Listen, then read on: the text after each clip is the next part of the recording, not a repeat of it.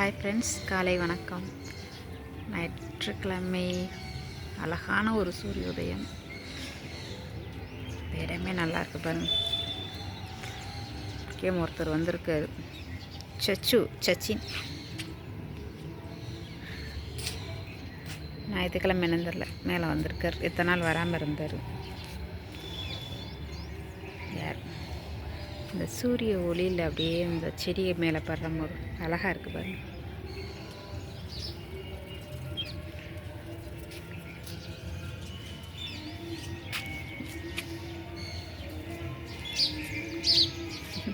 மேலே பார்க்குறாரு, எந்த பறவையை பிடிக்கலாம் அப்படிங்கிற மாதிரி.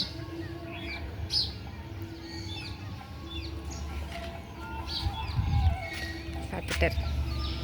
புறாவை பார்த்துருக்காரு. அப்பப்போ சொரிஞ்சிக்கிறது.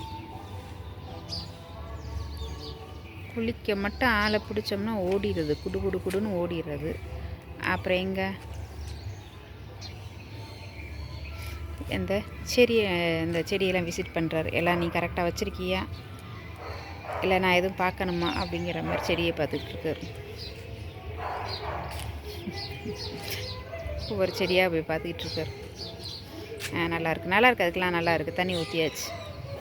இந்த அதை தான் கொஞ்சம் போய் பாருங்கள், செடியெல்லாம் கொஞ்சம் சரியில்லாமல் இருக்குது.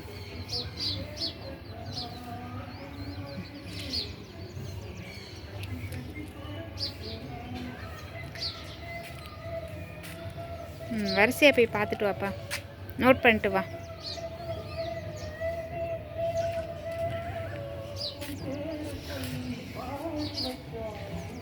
செவ்வருத்தி மேலே சூரிய ஒளி போடுறது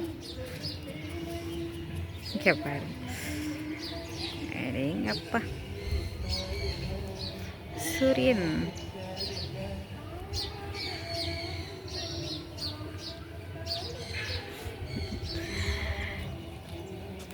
நம்மகிட்ட பேட்டி பார்க்குற மாதிரி இருக்கு. எப்பா உண்மையிலே ஒவ்வொரு தொட்டியாக பார்த்துட்டு தர்றேன் வரிசையா. என்ன வேலை பார்த்துக்கிட்டு இருக்கிய?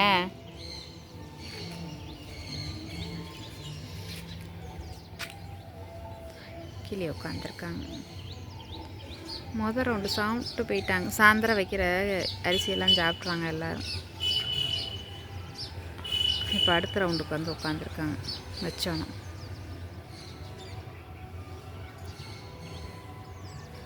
இவங்களுக்கு அரிசி மட்டும் வைக்க மாட்டேன், கம்பு தெனை அது இந்த கணக்கில் ஒரு இது மாதிரி இருக்குது பாருங்க, மண் தொட்டி மாதிரி இருக்குது பாருங்க, அதில் தனியாக வச்சுருப்பேன். தெரியல தெரியல. அதில் கம்பு தினையும் தனியாக போட்டு வச்சுருப்பேன். கீழே அரிசியும் தினையும் போட்டு, அரிசியில் நெல்லும் இதுவும் போட்டு வச்சுருப்பேன்.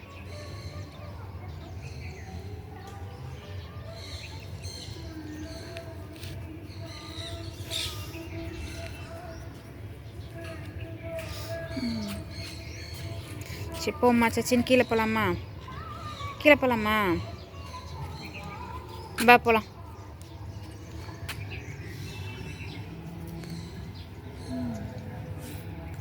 எனக்குள்ள ஒரு பக்கத்தில் கல்யாண மஹால் இருக்குது. எப்படியாவது ஒரு பாட்டை போட்டுறாங்க, இளையராஜா பாட்டு. அதெல்லாம் நம்ம கேட்டது திருப்பி அந்த பாட்டெல்லாம் பார்க்கும்போது சூப்பராக இருக்கும். முகூர்த்த நாள்னால் கண்டிப்பாக பாட்டு வந்துடும். ஆனால் அது ரொம்ப தூரம் தான் இருக்குது, நம்மளுக்கு நடக்கிறதுக்கு ரொம்ப தூரம். ஆனால் சவுண்டு இங்கே வர கேட்கும் நல்லா.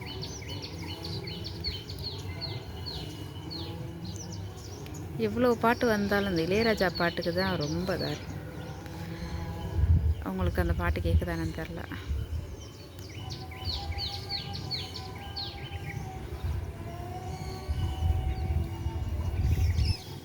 அப்புறம் வந்துட்டாங்க கிளிகள் எல்லாரும் ஒவ்வொன்றா வந்து. முன்னாடி நான் மட்டும் உட்காந்து ரசிச்சுக்கிட்டு இருப்பேன். இதெல்லாம் ஒவ்வொரு பறவையாக வர்றது உட்காந்துட்டு பார்த்துட்டு. ஆனால் இது நம்ம நின்றா பயந்துட்டு போயிருங்களோன்னு சொல்லிட்டு ஓரமாக உட்காந்து பார்த்துக்கிட்டு இருப்பேன், அதுகளுக்கு தெரியாமல்.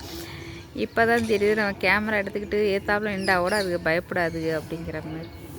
இப்போ உங்கள்கிட்ட பேசிக்கிட்டே இந்த கிளிகளை பார்த்து ரசிச்சுக்கிட்டு இருக்கேன். நேற்று ஒருத்தர் சொல்லியிருந்தார், நல்லா வாய்ஸு கொஞ்சம் நல்லா பேசணும். நார்மலாகவே தான்ப்பா வாய்ஸு, அது கொஞ்சம் எக்ஸ்ட்ரா அப்படி பேசினோம்னா அது நடிக்கிற மாதிரி ஆயிரும். நான் இப்படி தான் பேசுவேங்கிற மாதிரி இருக்கும். இது எக்ஸ்ட்ரா எனக்கு பேசுகிறதுக்கு வர்றது வந்து தெரியலையே. சொல்லலாம்ல, கூடவே பிறந்தது அப்படிங்கிற மாதிரி இதுதான் நம்மளுடைய வாய்ஸ். இது இப்படித்தான் வரும். ட்ரை பண்ணலாம் பார்த்தா ட்ரை பண்ணாலும் வரமாட்டேங்க. ஏன்னா இதுதான் ஃபஸ்ட் டைம் கேமராவுக்கு முன்னாடி இப்படி பேசுகிறது, வெளி இடத்துல பேசுகிறது. சும்மாவே வெளி இடத்துல பேசினா எனக்கு ரொம்ப திக்கும், கூட்டத்தில் பேசினா திக்குவேன், ரொம்ப திக்குவேன். அதனால அதிகமாக பேச மாட்டேன்.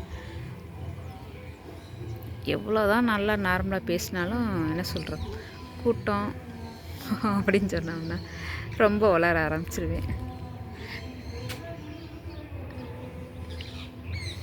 அதுக்கு என்ன பண்ண முடியும், நம்மளுக்கு இப்படி தான் இருக்குன்னு. இப்போ தான் இதில் கொஞ்சம் என்னன்னு தெரில, இந்த பறவைகள், என்னுடைய செடி, என்னுடைய இந்த குட்டீஸ் கிளம்புறேன்னு சொல்லிட்டு அவர் உட்காந்துட்டார்.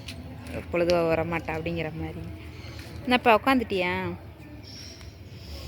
இவங்கள காட்டும் போது தான் ஒரு சந்தோஷத்தில் எனக்கு பேச்செல்லாம் வருது.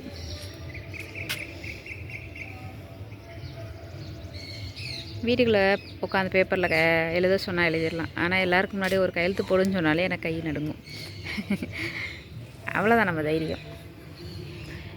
இந்தளவுக்கு பேசுகிறேங்கிறது எனக்கே ஒரு ஆச்சரியமாக இருக்குது. என்னோடய வீடியோ நான் எடுத்து பார்த்தால எனக்கே சிரிப்பு வரும். அந்தளவுக்கு ஓரளவுக்கு பேசுகிறேனா அப்படிங்கிற மாதிரி யோசிக்கிறேன். இப்போ தான் கொஞ்சம் தைரியமாக வருது, வாய்ஸ் வருது எனக்கு. அதில் இத்தனை பேர் பார்க்குறதே எனக்கு ஒரு சந்தோஷம் தான். பார்க்கும்போது இறைவனுக்கு நன்றி சொல்லிக்கிறேன். எனக்கு இந்த இவங்க தான் ரொம்ப பெரிய உலகம். இவங்களை காமிக்கிற மட்டும்தான் என்னுடைய பெரிய ஒரு சந்தோஷம். அதனால் காமிக்கிறேன். மற்றபடி எந்த ஒரு மோட்டிவேஷன், அதாவது எந்த ஒரு எண்ணமும் கிடையாது.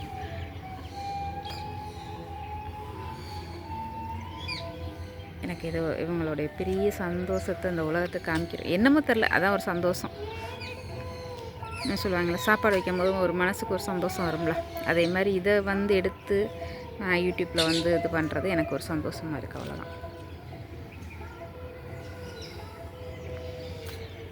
பேச்சு கொஞ்சம் எனக்கு ஸ்லோவாக தான் வரும். அதே மாதிரி கொஞ்சம் உளரத்தான் செய்வேன். பேச்சு ரொம்ப உளருவேன். கரெக்டாக பேசுகிறேங்கிறது எனக்கே ஒரு இதுதான். அதனால் யாராக இருந்தாலும் எனக்கு ரொம்ப சாரி.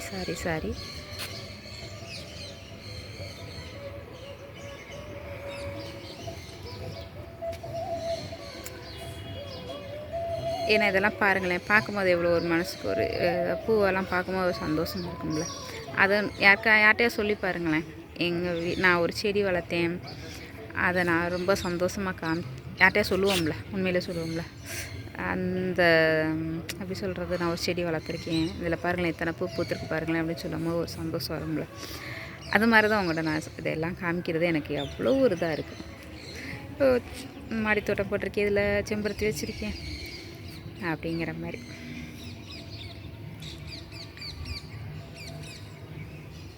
ஆனால் அந்த இதை ரொம்ப மிஸ் பண்ணிட்டு எல்லாத்தையும் விட்டதுக்கப்புறம் தொட்டிலாம் குப்பையாக கிடக்கும்போது மனசு கஷ்டமாக இருக்கும். ஐயோ இப்படி ஆரம்பித்து இப்படி போட்டுட்டோமே வேஸ்ட் பண்ணிட்டோமே அப்படிங்கிற மாதிரி. எதுவும் வரல. அந்த வெயிலுக்கு தாங்க முடியாமல் அதுகளும் செடியில் ஒரு மாதிரி ஆயிடுச்சு. இப்போ தான் கொஞ்சம் எல்லாமே நல்லா இருக்காங்க. அதுக்கு மண் கலவையும் ஒன்று, இன்னொன்று இந்த மூடாக்கு போடுறேன்னு சொல்லிட்டு அந்த ஒரு இது, அதாவது எப்படின்னா அதோடைய மண்ணுக்கு கீழே வந்து அந்தளவுக்கு வெயில் போகாமல் இருக்கிறதுக்கு இந்த மாதிரி இலைகளுடைய சருகெல்லாம் போட்டு வச்சுட்டு இருக்கு பாருங்களேன். இதை தாண்டி அந்தளவுக்கு வெயில் உள்ளே போகாமல் உள்ளக்க மண் வந்து ஈரமாக தான் இருக்குது. இதை செய்யாமல் நிறையா நான் விட்டுருக்கேன். அதனாலே அவங்களுக்கு வந்து அந்த வேரெல்லாம் ஒரு மாதிரி தான், அதனால தான் செடி போயிடுச்சு எவ்வளோ தான் தண்ணி ஊற்றுனாலும். அதனால் இப்போ ஒரு இலை விழுந்தாவோட நான் எடுத்து வச்சுருக்கேன், வேஸ்ட் பண்ணாமல். திருப்பி அதை வந்து சருகாக்கி அந்த தொட்டிலே போடுற மாதிரி ஏற்பாடு பண்ணிடுவேன். எல்லாமே ஒரு பாடம் தானே, ஒவ்வொன்றா கற்றுக்கிறது தானே. அது மாதிரி தான் இப்போ அது பண்ணிகிட்ருக்கேன். இப்போ இந்த கொஞ்சம் வெள்ளைப்பூச்சி வந்துருச்சு, இதை எப்படி கண்ட்ரோல் பண்ணுறது அப்படிங்கிற மாதிரி பார்த்து எல்லா செடிக்கும் வேப்பன கரைசலை வந்து தெளிச்சிக்கிட்டு இருக்கேன்.